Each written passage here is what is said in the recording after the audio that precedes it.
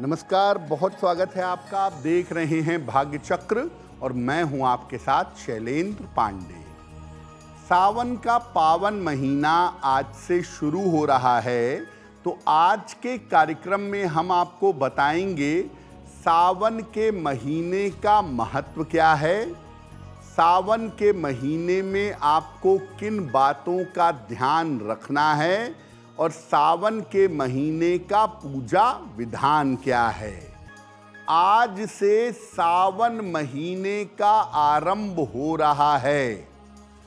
सावन यानी श्रावण के महीने की महिमा क्या है, पहले ये जानते हैं। श्रावण का महीना हिंदुओं के पवित्र चातुर्मास में से एक माना जाता है।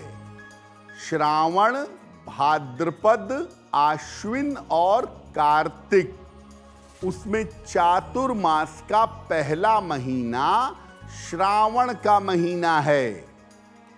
इस महीने का संबंध पूरी तरह से भगवान शिव से माना जाता है।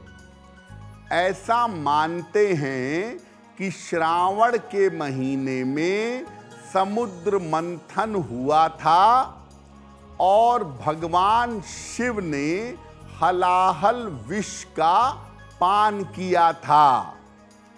विष पीने के बाद उस उग्र विष को, उस गर्म विष को शांत करने के लिए भक्त इस महीने में शिव जी को जल अर्पित करते हैं। पूरे साल भर पूजा करने का जो फल पाया जाता है वो केवल सावन में पूजा करके पाया जा सकता है। सावन का महीना इतना पवित्र महीना है कि इस महीने में आप शिव जी की पूजा करके अपनी तमाम मनोकामनाओं की पूर्ति कर सकते हैं। तपस्या के लिए, साधना के लिए और वरदान पाने के लिए ये महीना बहुत शुभ है। भगवान शिव की कृपा से आप अपने भाग्य को, अपने प्रारब्ध को बदल सकते हैं और सावन के महीने में अगर आप शिव जी की साधना करते हैं तो निश्चित रूप से आपका प्रारब्ध बदल सकता है। इस बार सावन का महीना 30 जुलाई से आरंभ हो रहा है और ये महीना 28 अगस्त तक रहेगा। तो जितने दिन सावन का महीना रहेगा उतने दिन सावन के महीने के नियमों का पालन करना चाहिए। तो सावन का पावन महीना बड़ा महत्वपूर्ण है भगवान शिव का वरदान पाने के लिए, उनकी कृपा पाने के लिए। अगर आप सावन के महीने में साधना करें, उपासना करें, तपस्या करें तो किस तरह के विशेष लाभ आपको हो सकते हैं। जिनका विवाह नहीं हो पा रहा है, तमाम प्रयास करने के बावजूद ऐसे लोग विशेष प्रयोग करके विवाह का वरदान पा सकते हैं। भगवान शिव और माता पार्वती की कृपा से शीघ्र विवाह का वरदान मिल सकता है। जिनकी कुंडली में आयु भाव कमजोर है, उनको भी आयु रक्षा का वरदान मिल सकता है। सावन में शनिदेव की पूजा सबसे ज्यादा फलदायी होती है। अगर आप सावन में शनिदेव की पूजा करें तो शनि संबंधी दोषों को दूर कर सकते हैं। सावन के महीने में आप पूजा उपासना करके, तपस्या करके अपनी कुंडली के तमाम दोषों को शांत कर सकते हैं। जैसे ग्रहण दोष, राहु दोष और गुरु चांडाल दोष आदि को आप सावन में समाप्त कर सकते हैं। सावन का महीना एक ऐसा महीना है जब इस महीने में सर्प की पूजा की जा सकती है। सर्प की पूजा और कभी नहीं कर सकते। मुख्यतः जिनका विवाह नहीं हो पा रहा है, ऐसे लोग सावन में पूजा जरूर करें। और जिनकी कुंडली में कोई दोष है, कोई बाधा है, अगर सावन के महीने में पूजा करें तो उनके दोष, उनकी बाधाएं दूर हो जाएंगी। अब सावन का महीना शुरू हो गया है तो घर घर में, मंदिरों में, शिवालयों में भगवान शिव की पूजा होगी। सामान्य रूप से हम और आप सावन में कैसे पूजा करेंगे? कम से कम इतना करिए कि सावन में जितने सोमवार पड़ रहे हैं, हर सोमवार को उपवास रखिएगा। शिवलिंग पर रोज प्रातः जल और बेलपत्र अर्पित करिएगा।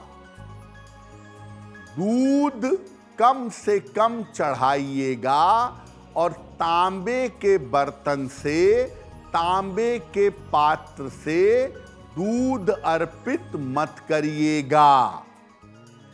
रोज सुबह शिव जी को जल चढ़ाने के बाद शिव पंचाक्षर स्तोत्र या शिव मंत्र का जप करिएगा।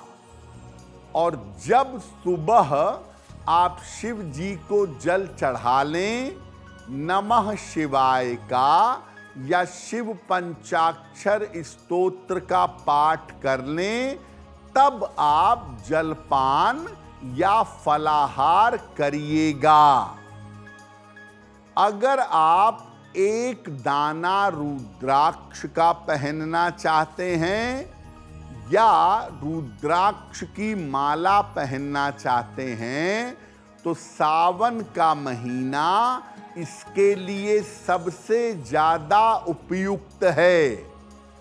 जिसको भी रुद्राक्ष धारण करना हो वो सावन में शिवलिंग पर स्पर्श करा के रुद्राक्ष अपने गले में धारण कर सकता है। देखिए, पूरा सावन अपने आप में बड़ा महत्वपूर्ण है, लेकिन पूरे सावन में भी सावन के जितने सोमवार होते हैं ये अपने आप में सबसे ज्यादा पवित्र माने जाते हैं। तो सावन के सोमवार पर पूजा के नियम क्या हैं? देखिए, भगवान शिव की पूजा के लिए और खास तौर से विवाह के लिए और वैवाहिक जीवन के लिए सोमवार की पूजा की जाती है। अगर कुंडली में विवाह का योग ना हो या विवाह होने में अड़चने आ रही हों तो सावन के सोमवार पर भगवान शिव की पूजा करनी चाहिए। अगर कुंडली में आयु की बाधा है या स्वास्थ्य की बाधा है या मानसिक समस्या है, तब भी सावन के सोमवार पर पूजा करनी चाहिए। सावन के सोमवार को शिव जी की पूजा करना सबसे ज्यादा उत्तम होता है। इसमें मुख्य रूप से शिवलिंग की पूजा की जाती है और उस पर जल और बेलपत्र अर्पित किया जाता है। जो बालिकाएं, जो कन्याएं शीघ्र विवाह के लिए पूजा करती हैं, उनको सावन के सोमवार पर उपवास रखना चाहिए, शिवलिंग पर जल और बेलपत्र अर्पित करना चाहिए और सावन के सोमवार की रात को जग करके पूजा साधना करनी चाहिए। अगर ऐसा करें बालिकाएं तो उनका विवाह शीघ्र होगा, और अगर कोई विवाहिता स्त्री है जो सावन के सोमवार पर शिव जी की पूजा करती है तो वैवाहिक जीवन कुल मिला जुला के अच्छा रहेगा। देखिए, सावन के महीने में खान पान में 2-3 बातों का ध्यान रखना चाहिए। सावन के महीने में आयुर्वेद कहता है कि साग नहीं खाना चाहिए। लीफी वेजिटेबल्स, पत्तेदार सब्जियां यानी साग सावन के महीने में ना खाएं। उसमें कीड़े हो सकते हैं, बैक्टीरिया हो सकता है, उससे आप बीमार पड़ सकते हैं। दूसरा, सावन के महीने में कच्चे सब्जियां खाने से बचना चाहिए। उनको उबाल कर पका कर खाना ही आपके लिए बेहतर होगा। और तीसरा, सावन के महीने में अगर आप गर्म पानी का सेवन करें, गुनगुने जल का इस्तेमाल करें पीने के लिए, तो इससे आपका स्वास्थ्य और आपकी पाचन की स्थिति बेहतर बनी रहेगी। अब वक्त हो गया है ऐसा क्यों का। ऐसा क्यों में हम आपके मन और जीवन से जुड़ी हुई तमाम जिज्ञासाओं का समाधान करने का प्रयास करते हैं।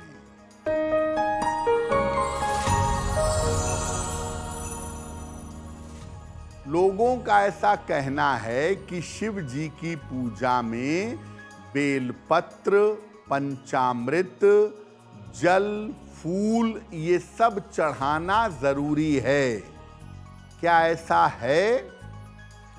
देखिए, शास्त्र कहता है कि भगवान सूर्य नमस्कार से प्रसन्न होते हैं, भगवान विष्णु अलंकार यानी आभूषण से प्रसन्न होते हैं, और भगवान शिव केवल जल से प्रसन्न होते हैं।